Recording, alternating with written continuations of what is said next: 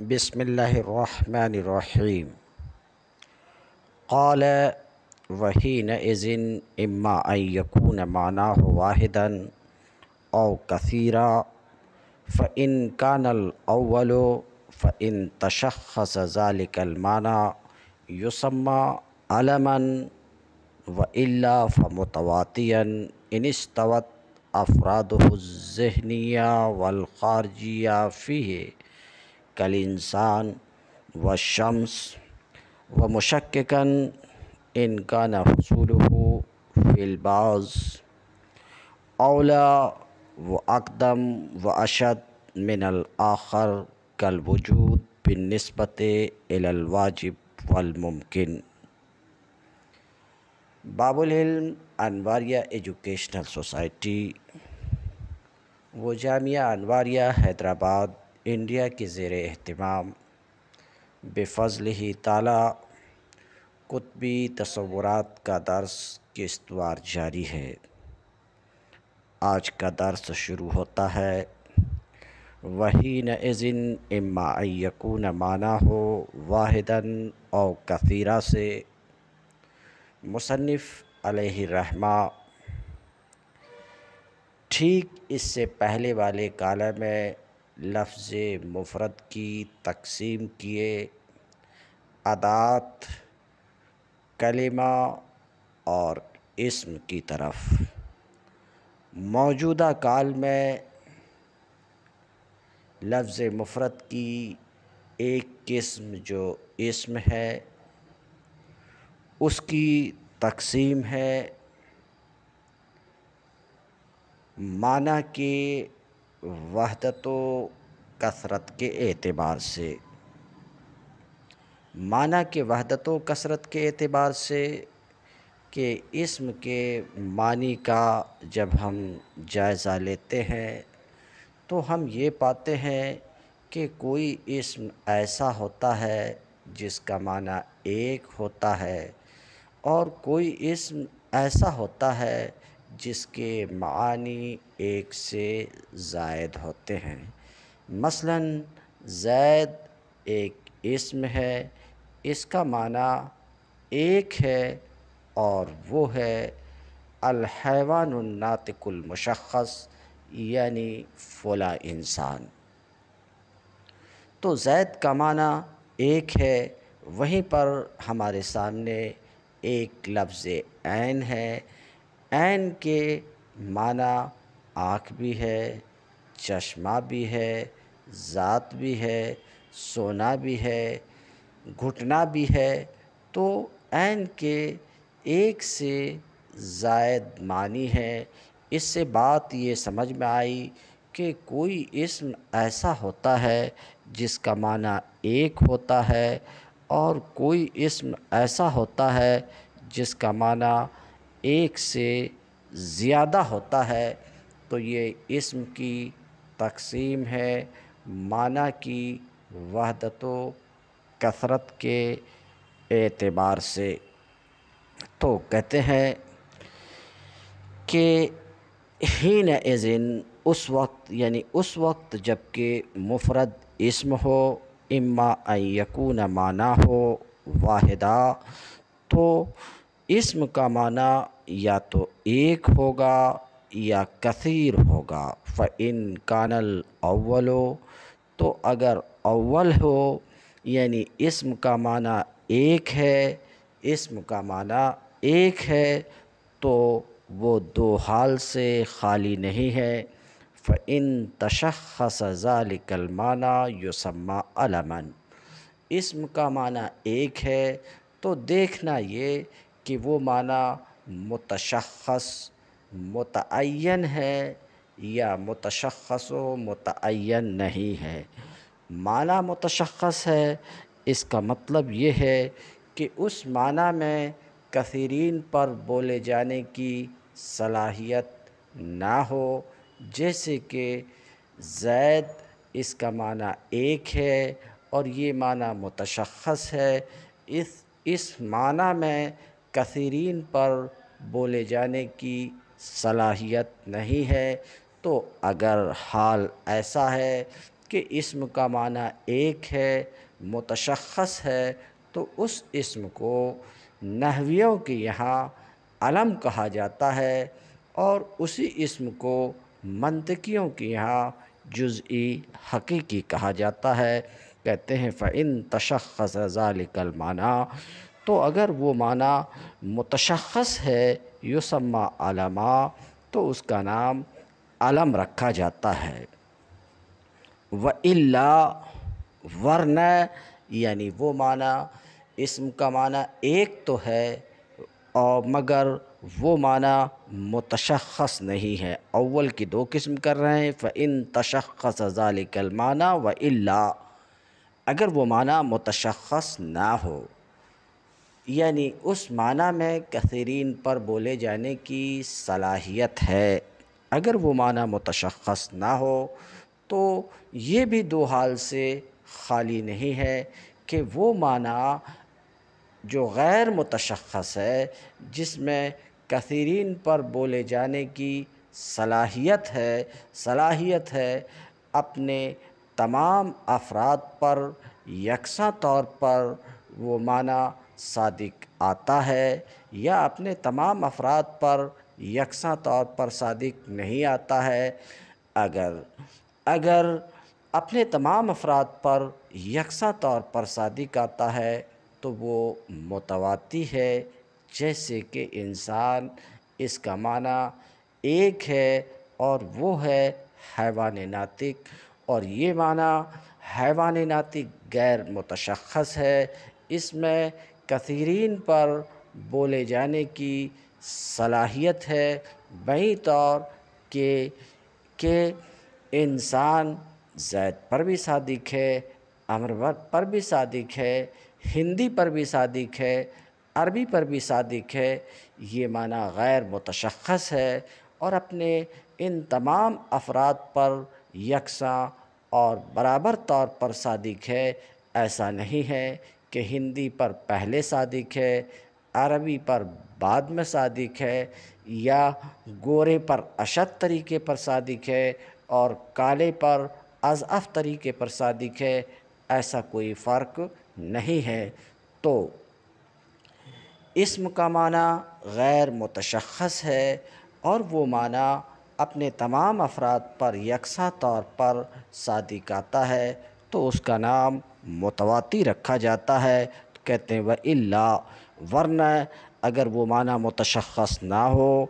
تو اسم متواتی ہے اس وقت جب کہ اس کے افراد ذہنیہ اور خارجیہ اس معنی میں برابر ہوں، جیسے انسان اور شمس و مشککا۔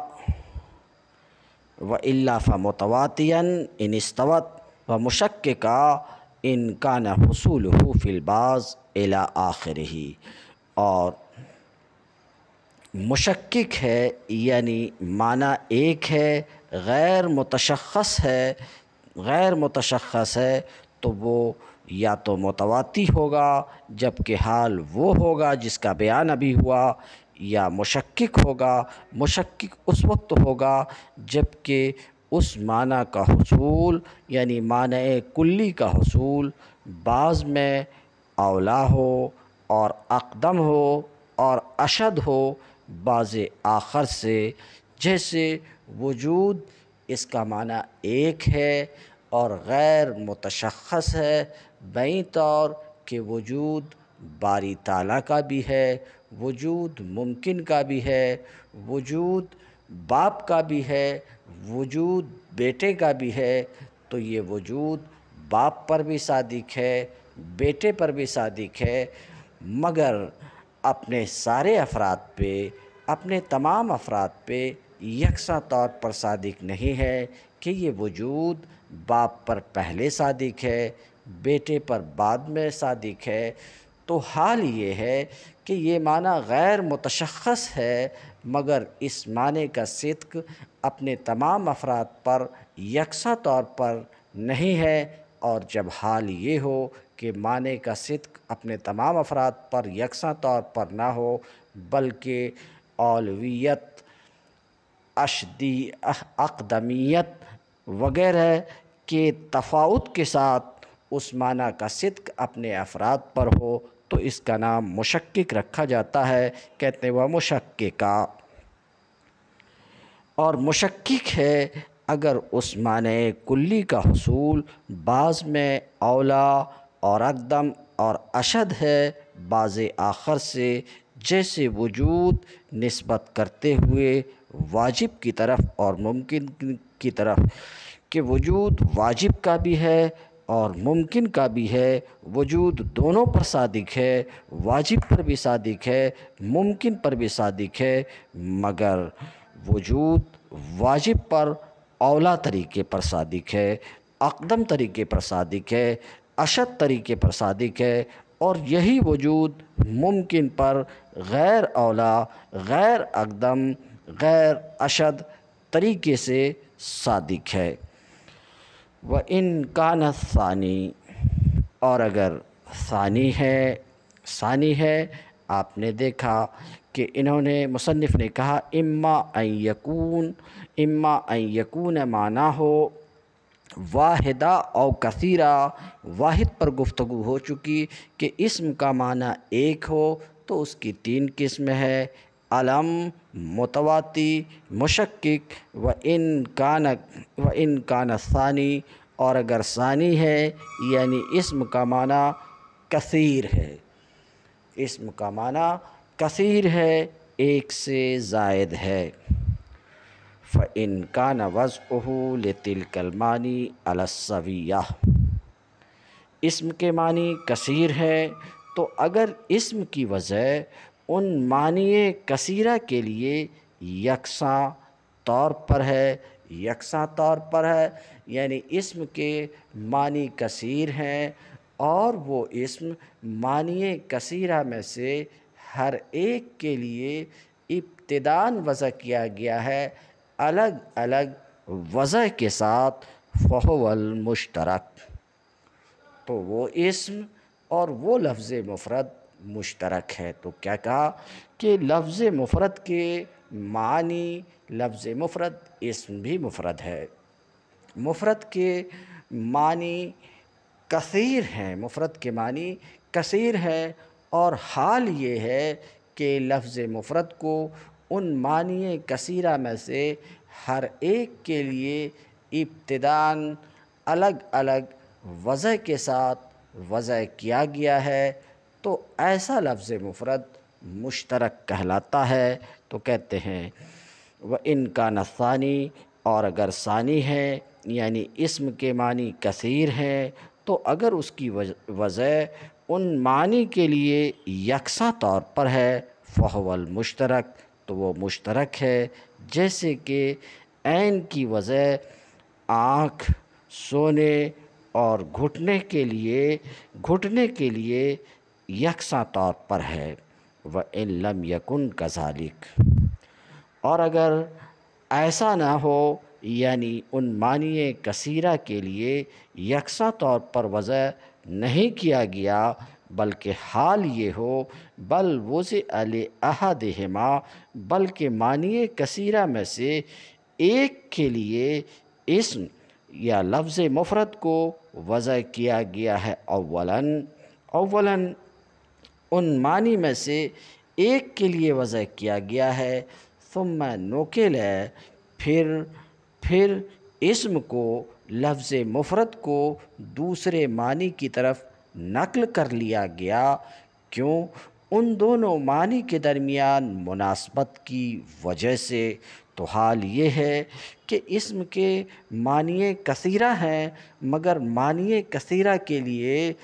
یکساں طور پر اسم کی، لفظ مفرد کی وضع نہیں ہوئی ہے،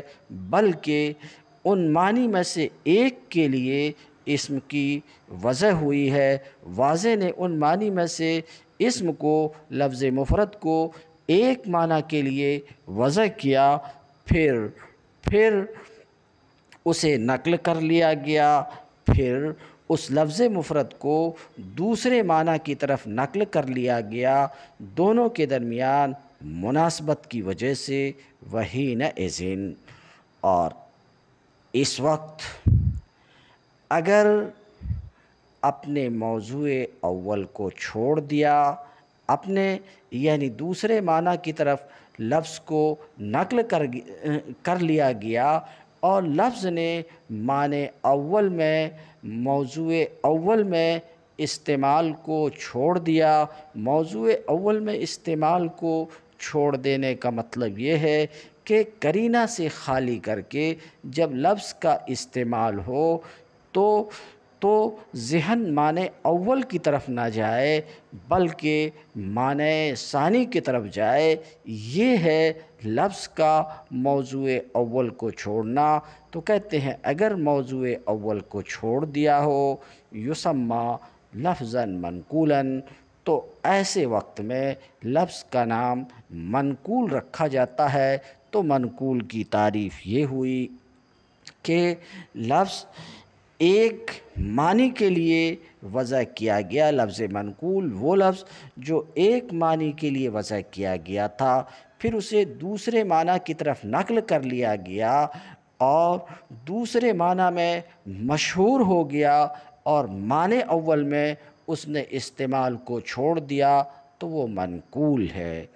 عرفیہ سے پھر منقول کی تقسیم کر رہے ہیں کہ منقول کی 3 قسم ہے: عرفی، شرعی، اصطلاحی۔ عرفی، شرعی، اصطلاحی یہ تقسیم ناقل کے اعتبار سے ہے کہ ناقل اگر عرف عام ہے تو اسے منقول عرفی کہا جاتا ہے، جیسے کہ دابہ کو واضح نے وضع کیا ہر اس چیز کے لیے جو زمین پر رینگتی ہے۔ پھر عام بول چال والوں نے اسے نقل کر لیا اس معنی سے ما یدب علی الارض کے معنی سے ایک دوسرا معنی چوپایا کی طرف، اور یہ لفظ دوسرے معنی میں مشہور ہو گیا تو دابہ چوپائے میں منقول ہے، کیونکہ اس کی اولاً وضع ہوئی تھی ما یدب علی الارض کے لیے، پھر اسے نقل کر لیا گیا چوپائے کی طرف، اور اس لفظ نے اپنے موضوع اول میں استعمال کو چھوڑ دیا کہ قرینہ سے خالی کر کے جب بولا جاتا ہے تو ذہن چوپائے کی طرف جاتا ہے۔ تو یہ ہے منقول عرفی۔ تو کہتے ہیں یسمى منقولاً عرفیہ، تو لفظ کا نام منقول عرفی رکھا جاتا ہے کب؟ جب کہ ناقل عرف عام ہو، جیسے کہ دابہ و شرعیہ۔ اور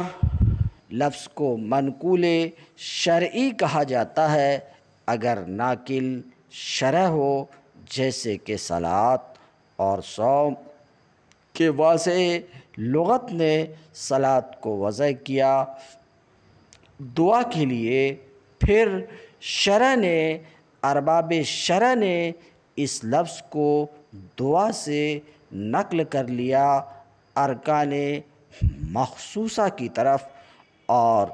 اس لفظ نے معنی اول میں استعمال یعنی دعا میں استعمال کو ترک کر دیا۔ چونکہ ناقل ارباب شرع ہے اس لیے یہ منقول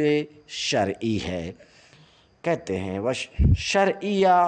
اور منقول شرعی کہا جاتا ہے۔ لفظ کو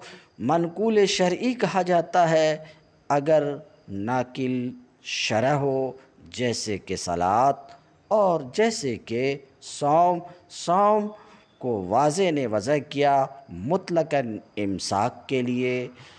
ارباب شرع نے اس لفظ کو امساک سے نقل کر لیا امساک مخصوص مع النیہ کے لیے،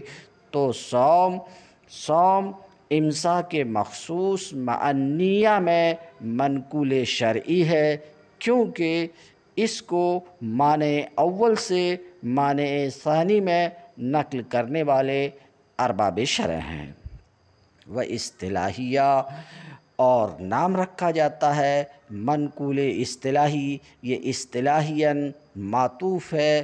عرفیاً پر، جس طریقے سے کہ شرعیاً معطوف ہے عرفیاً پر، اور لفظ کا نام رکھا جاتا ہے منقول اصطلاحی اگر ناقل عرف خاص ہو، جیسے کہ نحویوں کی اصطلاح اور مناظرین کی اصطلاح۔ وَإِن لَمْ يَتْرُكْ مَوْضُوعَهُ الْأَوَّلِ، لفظ کی وضع ایک معنی کے لیے ہوئی تھی، پھر لفظ کو دوسرے معنی کی طرف نقل کر لیا گیا مناسبت کی وجہ سے، اور لفظ نے موضوع اول معنی اول میں استعمال کو ترک نہیں کیا ہے، بلکہ حال یہ ہے کہ لفظ معنی اول میں بھی مستعمل ہوتا ہے، معنی ثانی میں بھی مستعمل ہوتا ہے، تو کہتے ہیں ان لم یترک، اگر لفظ نے اپنے موضوع اول کو چھوڑا نہیں ہے، بلکہ موضوع اول میں بھی مستعمل ہوتا ہے، موضوع ثانی میں بھی مستعمل ہوتا ہے، تو ایسے لفظ کو منقول عن کی طرف نظر کرتے ہوئے منقول عن کے اعتبار سے حقیقت کہا جاتا ہے، اور منقول الیہ کی طرف نسبت کرتے ہوئے مجاز کہا جاتا ہے، جیسے لفظ اسد حیوان ناطق کی طرف نسبت کرتے ہوئے حقیقت ہے، اور یہی لفظ اسد رجل شجاع کی طرف نسبت کرتے ہوئے مجاز ہے۔ اقول ھذا اشارۃ الی قسمۃ الاسم بالقیاس الی معناہ، شارح کہتے ہیں کہ یہ یعنی مصنف کا قول وحینئذ، مصنف کا قول حینئذ یہ اشارہ ہے اسم کی تقسیم کی طرف، یعنی مصنف اپنے قول حینئذ یعنی حین اذا کان المفرد اسما سے اشارہ کر رہے ہیں اپنے اس قول سے اسم کی تقسیم کی طرف۔ واضح لفظ میں یہ مطلق مفرد کی تقسیم نہیں ہے، بلکہ اسم کی تقسیم ہے۔ کیوں؟ اس لیے کہ یہ تقسیم علم متواتی مشکک کی طرف ہے، اور علم وہ وہی ہے جو مناطقہ کے یہاں جزئی حقیقی ہے، تو یہ تقسیم علم کی طرف یعنی جزئی کی طرف ہے، اور متواتی اور مشکک کی طرف متواتی مشکک کلی ہے، تو یہ تقسیم جزئی اور کلی کی طرف ہے۔ تو اس تقسیم کو اسم کے ساتھ مخصوص کیا، اس لیے کہ لفظ کا جزئی اور کلی کی طرف منقسم ہونا اس کے معنی کے جزئیت و کلیت سے موصوف ہونے کے اعتبار سے ہے، اور اسم کا معنی اس اعتبار سے کہ اس کا معنی ہے معنی مستقل ہے، جزئیت و کلیت سے متصف ہونے کا صالح ہے، اور حرف کا معنی اس اعتبار سے کہ وہ معنی حرف ہے، معنی مستقل نہیں ہے، اس میں محکوم بہی اور محکوم علیہ ہونے کی صلاحیت بالکل نہیں ہے۔ یہی حال فعل تام کا ہے کہ فعل تام مشتمل ہوتا ہے حدث پر اور نسبت مخصوصہ پر، یہ مجموع بھی معنی غیر مستقل بالمفہومیت ہے، تو اس پر بھی کسی چیز کے حکم لگائے جانے کی صلاحیت نہیں ہے۔ اس وجہ سے اس تقسیم کو مصنف نے خاص کیا اسم کے ساتھ، تو شارح کہتے ہیں ھذا اشارۃ، یہ یعنی مصنف کا قول حینئذ اشارہ ہے اسم کی تقسیم کی طرف، تو یہ اسم کی تقسیم ہے بالقیاس الی معناہ، اس کے معنی کے اعتبار سے اس کے معنی کی طرف نظر کرتے ہوئے۔ فالاسم اما ان یکون معناہ واحدا او کثیرا، تو اسم کا معنی یا تو ایک ہوگا یا کثیر ہوگا۔ متن میں اس پر گفتگو کر چکا ہوں۔ ایک ہونے اور کثیر ہونے کا مطلب کیا ہے آپ سمجھ چکے کہ کوئی اسم ایسا ہوتا ہے جس کا معنی ایک ہوتا ہے جیسے کہ زید، اور کوئی اسم ایسا ہوتا ہے جس کے معنی کثیر ہوتے ہیں جیسے کہ عین۔ تو کہتے ہیں اسم کا معنی یا تو ایک ہوگا یا کثیر ہوگا۔ فَإِن كَانَ الْأَوَّلُ، تو اگر اول ہے یعنی اسم کا معنی ایک ہے۔ ان کا معنی واحدہ، اسم کا معنی ایک ہے۔ فَإِمَّا، تو یہ بھی دو حال سے خالی نہیں ہے کہ اما ان یتشخص ذالک المعنی، معنی ایک ہے تو وہ معنی یا تو متشخص ہوگا یعنی اس معنی میں کثیرین پر بولے جانے کی صلاحیت نہیں ہوگی، او لم یتشخص، یا متشخص نہیں ہوگا یعنی کثیرین پر بولے جانے کی صلاحیت ہوگی۔ فَإِن تشخص ذَلِكَ الْمَعْنَى، تو اگر اسم کا معنی متشخص ہے یعنی اس معنی میں کثیرین پر بولے جانے کی صلاحیت نہیں ہے، کہتے ہیں فَإِن تشخص ذَلِكَ الْمَعْنَى، اگر وہ معنی متشخص ہے وَلَمْ يَصْلَحْ، عطف تفسیری ہے، اگر وہ معنی متشخص ہے یعنی کثیرین پر بولے جانے کی اس معنی میں صلاحیت نہیں ہے جیسے کہ زید، کہ اس کا معنی ایک ہے اور متشخص ہے کہ اس کے معنی میں کثیرین پر بولے جانے کی صلاحیت نہیں ہے، تو ایسے اسم کا نام جس کا معنی ایک ہے اور متشخص ہے، ایسے اسم کا نام نحویوں کے عرف میں علم رکھا جاتا ہے۔ علم اس لیے رکھا جاتا ہے کہ یہ ایک علامت ہے جو شخص معین پر دال ہے، اور منطقیوں کے عرف میں اس اسم کا نام جزئی حقیقی رکھا جاتا ہے۔ یہ لفظ بڑھا کر کے اشارہ کر رہے ہیں مصنف اس کی طرف جو متن میں تسامع ہوئی ہے کہ کہا فَإِن تشخص ذَلِكَ الْمَعْنَى يُسَمَّى علما، مناسب یہ تھا کہ یوں کہتے یسمّى جزئیہ حقیقیہ، تو کہتے ہیں وہ معنی اسم کا معنی ایک ہے، متشخص ہے یعنی کثیرین پر بولے جانے کی صلاحیت نہیں ہے، تو جزئی حقیقی اس اسم کو کہا جاتا ہے منطقیوں کے عرف میں۔ وَإِن لَمْ يَتَشَخَّص، معنی اسم کا معنی اگر متشخص نہیں ہے، وہ سن چکے ہیں کہ عطف تفسیری ہے، متشخص نہیں ہے یعنی اس میں کثیرین پر بولے جانے کی صلاحیت ہے، تو وہ اسم کلی ہے۔ کثیرین یہ اس کے افراد ہیں، اسم کے افراد ہیں۔ فلا یخلو، تو غیر متشخص ہے اسم کا معنی، تو خالی نہیں ہے کہ اس معنی کا حصول اس کے افراد ذہنیہ اور خارجیہ میں یکساں طور پر ہوگا، بہی طور کہ وہ معنی اپنے افراد ذہنیہ اور خارجیہ پر یکساں طور پر صادق ہوگا، اولا یا یکساں طور پر صادق نہ ہوگا۔ فَإِن تَسَاوَتَتِ الْأَفْرَادُ الذِّهْنِيَّةُ وَالْخَارِجِيَّةُ، تو اگر افراد ذہنیہ اور خارجیہ متساوی ہوں فی حصولہ، اس معنی کے حصول میں اور اس معنی کے ان افراد ذہنیہ اور خارجیہ پر صادق آنے میں، تو ایسے اسم کا نام متواتر رکھا جاتا ہے۔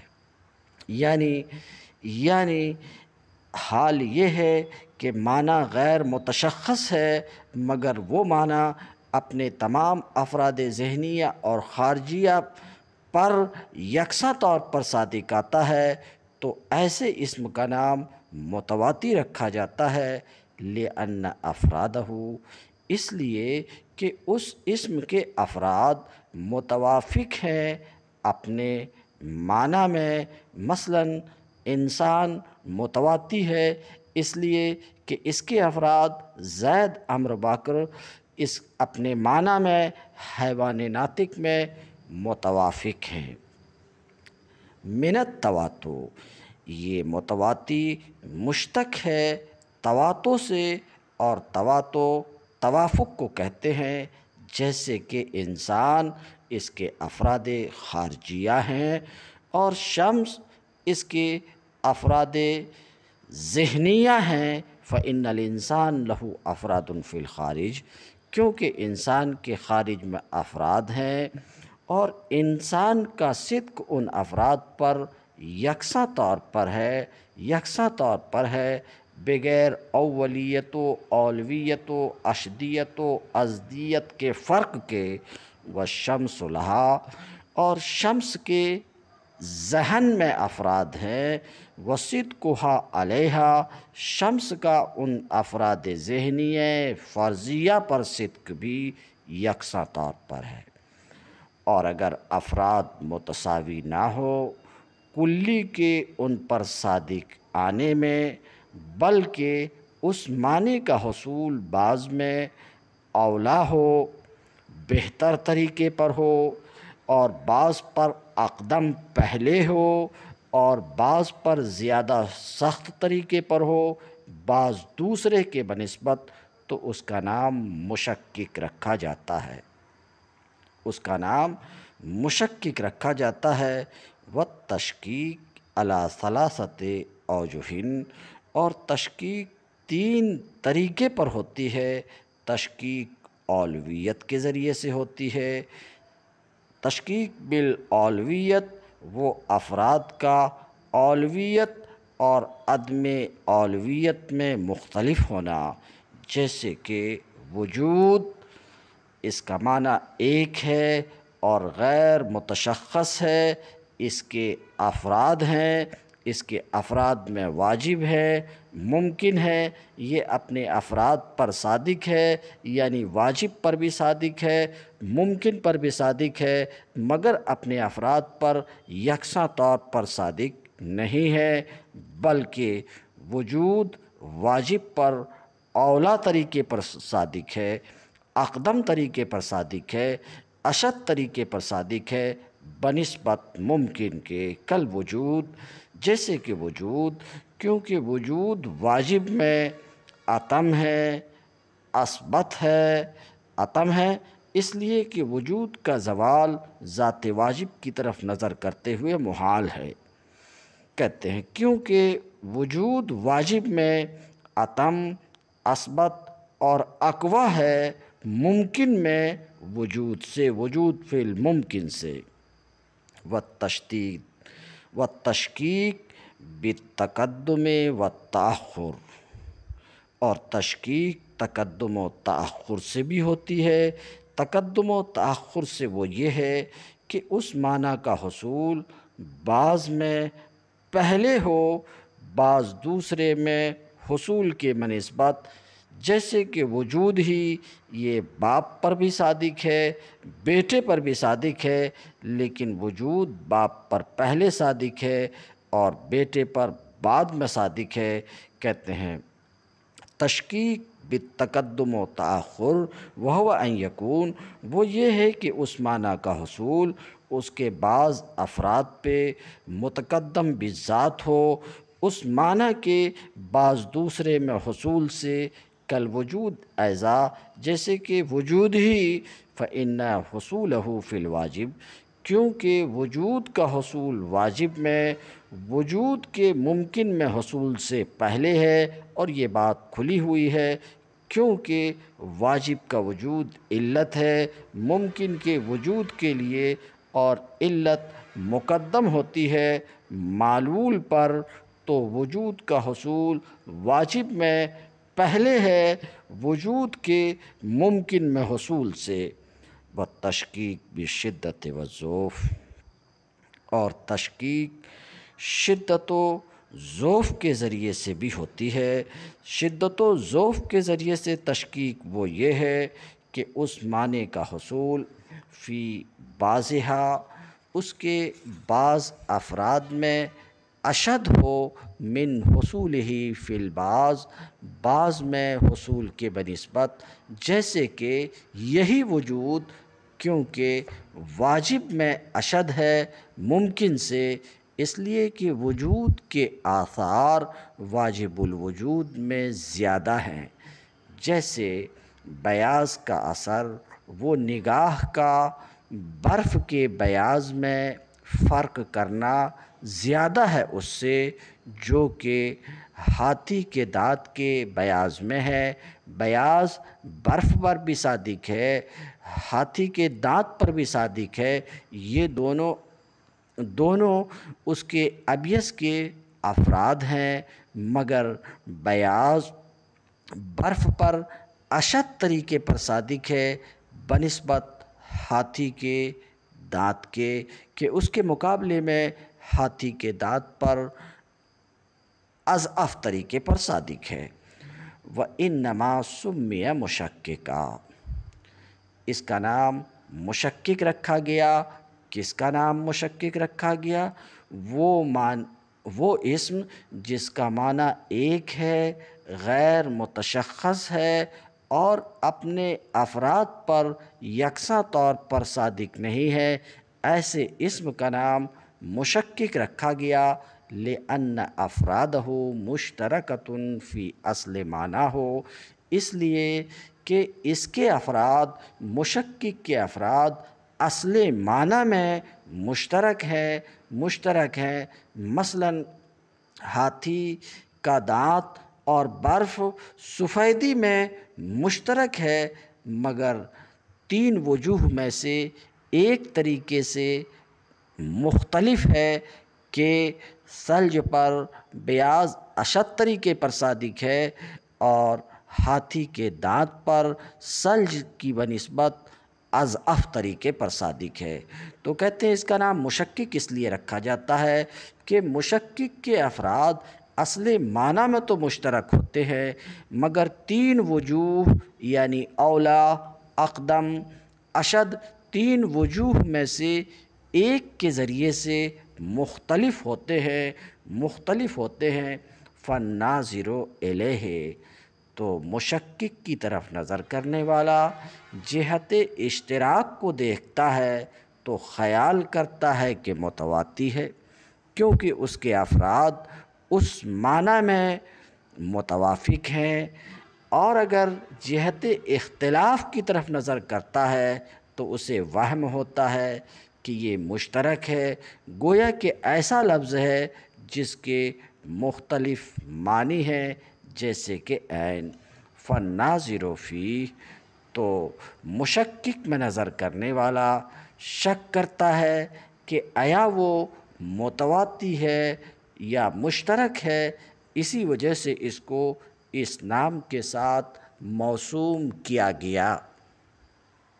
وَإِنْ كَانَ الثَّانِي أَيْ إِنْ كَانَ الْمَعْنَى كَثِيرٌ، اور اگر ثانی ہے، مصنف نے، شارح نے ابتداً کہا تھا کہ فَالْاسْمُ إِمَّا أَن يَكُونَ مَعْنَاهُ وَاحِدًا أَوْ كَثِيرًا، کہ اسم کا معنی ایک ہوگا یا کثیر ہوگا۔ فَإِنْ كَانَ الْأَوَّلُ، اگر اول ہے تو گفتگو کر چکے کہ اسم کا معنی ایک ہے تو اس کی تین قسمیں ہیں، علم، متواتی، مشکک۔ اب دوسری قسم جو کثیرہ ہے اس پر گفتگو کر رہے ہیں کہ وَإِنْ كَانَ الثَّانِي، اور اگر ثانی ہے یعنی اسم کا معنی کثیر ہے، ایک سے زیادہ ہے، فَإِمَّا أَن يَتَخَلَّلَ بَيْنَ تِلْكَ الْمَعَانِي نَقْلٌ، تو اگر اسم کا معنی کثیر ہے تو ان معنی کے درمیان نقل متخلل ہوگا یا نقل متخلل نہیں ہوگا۔ نقل کے متخلل ہونے کا مطلب یہ ہے کہ بِأَنْ كَانَ مَوْضُوعًا لِمَعْنًى، بیں طور کہ اسم یا لفظ مفرد بول سکتے ہیں، بیں طور کہ لفظ مفرد ایک معنی کے لیے موضوع ہو یعنی وہ اسم وضع کیا گیا اولاً پہلے ایک معنی کے لیے، ثم لوحظ ذالک المعنی پھر اس معنی کا لحاظ کیا گیا، ووضع لمعنی آخر وہی اسم وہی لفظ دوسرے معنی کے لیے، وہی لفظ وہی اسم دوسرے معنی کے لیے وضع کر لیا گیا، لمناسبت بینہما ان دونوں معنی کے درمیان مناسبت کی وجہ سے۔ تو یا تو نقل حائل ہوا ہوگا، نقل متخلل ہوگا، او لم یتخلل، یا ان معنی کثیرہ کے درمیان نقل متخلل نہ ہو۔ فَإِن لَّمْ يَتَخَلَّلِ النَّقْلُ، تو اگر نقل متخلل نہ ہو، معنی کثیرہ کے درمیان نقل متخلل نہ ہو، بل کان وضعہ لتلک المعانی، بلکہ اس اسم اور لفظ مفرد کی وضع ان معنی کے لیے یکساں طور پر ہو، یکساں طور پر ہو یعنی جس طریقے سے کہ وہ اسم اور لفظ مفرد اس معنی کے لیے موضوع ہے، اسی طریقے سے وہ اس معنی کے لیے بھی موضوع ہے، من غیر نظر الی المعنی الاول، معنی اول کی طرف نظر کیے بغیر۔ تو لفظ کی یعنی مفرد کی، لفظ مفرد کی وضع یوں بول سکتے ہیں، اسم کی وضع معنی کے لیے یکساں طور پر ہونے کا مطلب یہ ہے کہ جس طریقے سے وہ اسم اس معنی کے لیے موضوع ہے، ویسے ہی دوسرے معنی کے لیے بھی موضوع ہے، معنی اول کی طرف نظر کیے بغیر۔ تو اگر یہ حال ہے تو یہ اسم، یہ مفرد مشترک ہے، لاشتراکہ بین تلک المعانی، اس لیے کہ یہ اسم مشترک ہے ان معنی کے درمیان، جیسے کہ لفظ عین، جیسے کہ اسم عین، فَإِنَّهُ موضوع، کیونکہ اس لفظ کو، لفظ عین کو وضع کیا گیا ہے آنکھ کے لیے، پانی کے لیے اور گھٹنا کے لیے اور سونے کے لیے یکساں طور پر۔ وَإِن تَخَلَّلَ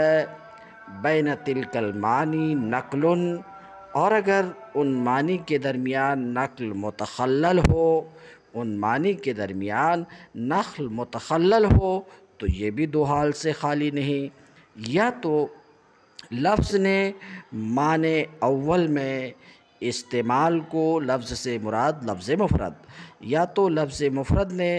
معنی اول میں استعمال کو چھوڑ دیا ہوگا یا نہیں چھوڑا ہوگا۔ فَإِن تَرَكَ، لفظ نے معنی اول میں استعمال کو چھوڑ دیا تو ایسے لفظ کا نام منقول رکھا جاتا ہے، لِنَقْلِهِ مِنَ الْمَعْنَى الْأَوَّلِ، معنی اول سے اس کے منقول ہونے کی وجہ سے۔ والناقل، لفظ کو معنی اول سے معنی ثانی کی طرف نقل کرنے والے یا تو شرع ہوں گے، ارباب شرع ہوں گے، فیکون منقولا شرعیا، تو یہ منقول منقول شرعی کہلائے گا، جیسے کہ صلاۃ اور صوم۔ فإنہما فی الاصل، کیونکہ یہ دونوں صلاۃ و صوم اصل میں صلاۃ اصل وضع میں دعا کے لیے ہیں اور صوم مطلق امساک کے لیے، ثم نقلہما، پھر ان دونوں لفظ کو یعنی صلاۃ و صوم کو شارع نے نقل کر لیا ارکان مخصوصہ اور امساک مخصوص معنیہ کے لیے۔ او غیر الشرع، تو ناقل یا تو شرع ہوں گے، ارباب شرع ہوں گے، یا غیر شرع ہوں گے۔ وہ غیر شرع ہو تو یہ بھی دو حال سے خالی نہیں، یا تو عرف عام ہے، فہو المنقول العرفی، تو وہ منقول عرفی ہے، جیسے کہ دابہ، کیونکہ یہ لفظ دابہ اصل لغت میں ہر اس چیز کا نام ہے جو زمین پر رینگتی ہے، پھر عرف عام نے اسے نقل کر لیا چوپائے یعنی گھوڑے، کھچر اور گدھے کے لیے۔ اول عرف الخاص، یا یہ کہ ناقل عرف خاص ہو تو اس کا نام منقول اصطلاحی رکھا جاتا ہے، جیسے کہ نحویوں کی اصطلاح، مناظرین کی اصطلاح۔ رہی بات نحویوں کی اصطلاح، تو جیسے کہ فعل کے اصل میں، اصل وضع میں فعل ہر اس چیز کا نام ہے جو فاعل سے صادر ہو، جیسے کھانا، پینا، مارنا، مگر پھر نحویوں نے اسے نقل کر لیا، یعنی فعل کو نقل کر لیا اس کلمے کی طرف جو اپنا معنی آپ بتائے اور تینوں زمانے میں سے کسی ایک سے مقترن ہو۔ مناظرین کی اصطلاح، جیسے کہ دوران، کہ یہ اصل وضع میں دوران اصل وضع میں گلیوں میں گھومنے کے لیے ہے، للحرکت فی السکک۔ پھر مناظرین نے اس کو نقل کر لیا ترتب الاثر علی ما لہ صلوح العلیہ، یعنی اثر کا مرتب ہونا اس چیز میں جس میں علیت کی صلاحیت ہو۔ وَإِن لَمْ يَتْرُكْ مَعْنَاهُ الْأَوَّلَ، اور اگر لفظ نے معنی اول کو چھوڑا نہیں ہے، چھوڑ دیا ہے، تو منقول ہے۔ وَإِن لَمْ يَتْرُكْ، اور اگر لفظ نے معنی اول کو چھوڑا نہیں ہے، بل یستعمل فیہ ایضا، بلکہ لفظ معنی اول میں بھی مستعمل ہوتا ہے اور معنی ثانی میں بھی مستعمل ہوتا ہے، بل یستعمل فیہ ایضا، بلکہ معنی اول میں بھی مستعمل ہوتا ہے، تو اس وقت جب کہ حال یہ ہے کہ لفظ مفرد نے معنی اول میں استعمال کو چھوڑا نہیں، معنی اول کو چھوڑا نہیں ہے، معنی اول میں مستعمل ہوتا تو لفظ کو حقیقت کہا جاتا ہے۔ لفظ کو اگر معنی اول میں مستعمل ہو، معنی اول وہ منقول عن ہے، اور لفظ کو مجاز کہا جاتا ہے اگر معنی ثانی یعنی منقول علیہ میں مستعمل ہو، جیسے کہ اسد، کیونکہ یہ لفظ اسد اولاً وضع کیا گیا ہے حیوان مفترس کے لیے، پھر اس کو نقل کر لیا گیا رجل شجاع کے لیے۔ ان دونوں کے درمیان ایک علاقہ کی وجہ سے، اور علاقہ وہ شجاعت ہے، تو لفظ اسد کا استعمال اول میں یعنی حیوان مفترس میں حقیقت کے طریق سے ہے، اور ثانی میں اس کا استعمال مجاز کے طریق سے ہے۔ اما الحقیقہ، اس سے حقیقت کی وجہ تسمیہ بتانا چاہ رہے ہیں۔ اما الحقیقہ، حقیقت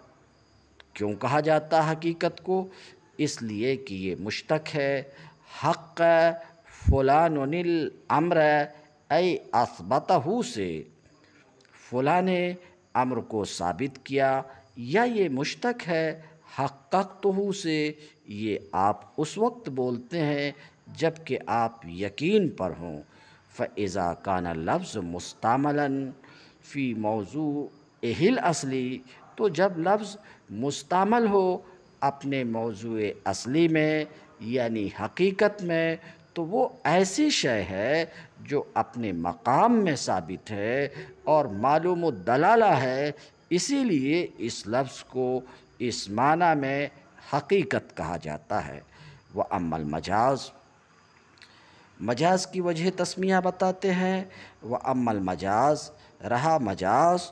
اس لیے کہ یہ مشتق ہے جازہ یجوزو سے۔ جازہ شے یجوزو، جازہ یجوزو، جازہ شے کب بولا جاتا؟ اذا تعدیٰ ہو، جب کہ شے متعدی ہو جاتی ہے، تجاوز کر جاتی ہے۔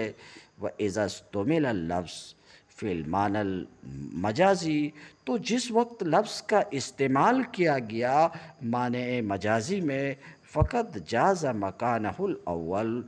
تو جب لفظ کا معنی مجازی میں استعمال کیا گیا تو حال یہ ہوا کہ لفظ اپنے معنی اول سے تجاوز کر گیا، اپنے موضوع اصلی سے تجاوز کر گیا، اس لیے اس کا نام مجاز رکھا گیا۔ قال وكل لفظ فهو بالنسبة إلى لفظ آخر مرادف له۔ شارح کہتے ہیں کہ مصنف نے فرمایا کہ اور ہر لفظ تو وہ دوسرے لفظ کی طرف نسبت کرتے ہوئے وہ دوسرے لفظ کا مرادف ہے اگر وہ دونوں لفظ معنی میں موافق ہیں۔ وہ مباین لہو، اور لفظ دوسرے لفظ کا مباین ہے، ان اختلافا فیہ، اگر وہ دونوں معنی میں مختلف ہیں۔ اقول ما مر من تقسیم اللفظ کان بالقیاس الی نفسہ بالنظر الی نفس معنیٰ۔ شارح کہتے ہیں لفظ کی جو تقسیم گزری وہ خود اس کے لحاظ سے اور اس کے نفس معنی کی طرف نظر کے لحاظ سے تھی۔ وہذا تقسیم اللفظ بالقیاس الی غیرہ من الالفاظ، اور لفظ کی یہ تقسیم الفاظ میں سے اس کے غیر کے لحاظ سے ہے۔ فاللفظ اذا نسبناہ الی لفظ آخر، تو لفظ کی جب ہم کسی دوسرے لفظ کی طرف نسبت کریں، گزشتہ دو کالہ کے اندر لفظ مفرد کی دو تقسیمیں گزر چکی ہیں۔ ایک تقسیم تو لفظ کی اسم، کلمہ اور ادات کی طرف تھی، اور دوسری تقسیم لفظ مفرد کی اسم کے ضمن میں ہو کر علم، متواتی، مشکک، مشترک، منقول، حقیقت اور مجاز کی جانب تھی۔ لفظ مفرد کی یہ دونوں تقسیمیں خود اس کے اور اس کے معنی کے لحاظ سے تھی، اور یہ تقسیم جو ابھی سر دست ہمارے سامنے ہے خود اس کے معنی اور کسی دوسرے لفظ کے معنی کے لحاظ سے ہے، اور وہ یہ ہے کہ کسی بھی لفظ مفرد کی جب دوسرے لفظ مفرد کی جانب نسبت کی جائے، یعنی یہ کہا جائے کہ یہ لفظ مفرد اس لفظ مفرد کا کیا ہے، تو اگر دونوں کا معنی ایک ہو تو کہا جائے گا کہ یہ اس کا مرادف ہے یا مترادف ہے، اور دونوں کو مرادفین یا مترادفین کہا جائے گا۔ اور اگر دونوں کا معنی الگ الگ ہو تو کہا جائے گا یہ اس کا مباین یا متباین ہے، اور دونوں کو مباینین یا متباینین کہا جائے گا۔ دونوں کو مباینین یا متباینین کہا جائے گا۔ کہتے ہیں فاللفظ اذا نسبناہ الی لفظ آخر، تو لفظ کی جب ہم دوسرے لفظ کی طرف نسبت کریں گے، فلا یخلو، تو خالی نہیں ہے کہ یا تو دونوں لفظ معنی میں موافق ہوں گے، ای یکون معنیہما واحدہ، یعنی دونوں کا معنی ایک ہوگا، او یختلفا فی المعنی، یا دونوں کے دونوں معنی میں مختلف ہوں گے، یعنی دو میں سے ایک لفظ کا ایک معنی ہوگا اور دوسرے لفظ کا دوسرا معنی ہوگا۔ فَإِن كَانَا مُتَوَافِقَيْن، تو اگر دونوں لفظ معنی میں متوافق ہوں، فَهُوَ مُرَادِفٌ، تو وہ لفظ دوسرے کا مرادف ہے اور دونوں لفظ مترادفان ہیں، دونوں لفظ مترادفان ہیں۔ اخذ من الترادف، یہ لفظ ماخوذ ہے ترادف سے، یہ لفظ ماخوذ ہے ترادف سے۔ کہتے ہیں دونوں کا معنی الگ الگ ہو تو کہا جائے گا یہ اس کا مباین ہے یا متباین ہے، اور دونوں کو مباینین یا متباینین کہا جائے گا۔ لفظ مترادفین ترادف سے ماخوذ ہے، جس کا معنی ایک کا دوسرے کے پیچھے سوار ہونا۔ مترادفین کا چونکہ ایک معنی ہوتا ہے تو گویا ان میں سے ایک دوسرے کے پیچھے ایک معنی پر سوار ہے، یعنی وہ راکبین کے اور معنی مرکوب واحد کے مشابہ ہے، تو کہتے ہیں یہ ماخوذ ہے من الترادف الذی، ترادف سے، ترادف جو ایک شخص کا دوسرے کے پیچھے سوار ہونا۔ کأن المعنی مرکوب، تو گویا کہ معنی مرکوب ہے اور دونوں لفظ اس پر سوار ہیں۔ فیکونان مترادفین، تو یہ دونوں مترادف ہوں گے، جیسے کہ لیث اور اسد کے دونوں کا معنی ایک ہے اور وہ شیر ہے۔ وَإِنْ كَانَ مُخْتَلِفَيْن، اگر دونوں لفظ معنی میں مختلف ہوں، فَهُوَ مُبَايِنٌ لَهُ، تو وہ اس کے مباین ہے۔ وَاللَّفْظَانِ مُتَبَايِنَانِ، اور دونوں لفظ متباینان ہیں، اس لیے کہ مباینت مفارقت کو کہتے ہیں، اور جب معنی مختلف ہوا تو سواری ایک نہیں رہی، پھر تو مفارقت متحقق ہوگی۔ دونوں لفظوں کے درمیان، دونوں سواریوں کے درمیان تفرقہ کی وجہ سے، جیسے انسان اور فرس یہ متباینان ہیں اور لیث و اسد مترادفان ہیں۔ وَمِنَ النَّاسِ مَنْ ظَنَّ أَنَّ مِثْلَ النَّاطِقِ وَالْفَصِیحِ وَمِثْلَ السَّیف وَالصَّارِمِ مِنَ الْأَلْفَاظِ الْمُتَرَادِفَةِ، بعض لوگوں کا گمان ہے، بعض لوگ وہ ہیں جنہوں نے گمان کیا کہ ناطق اور فصیح کے مانند الفاظ اور سیف اور صارم کے مانند الفاظ یہ الفاظ مترادفہ میں سے ہیں۔ ماتن علیہ رحمہ کے قول کل لفظ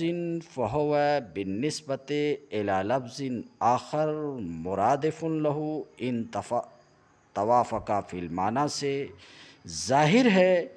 کہ ترادف دو لفظوں کے درمیان اتحاد فی المعنی کا نام ہے، تو جہاں اتحاد فی المعنی ہوگا وہاں ترادف ہوگا، اور جہاں اتحاد فی المعنی نہیں ہوگا وہاں ترادف نہیں ہوگا۔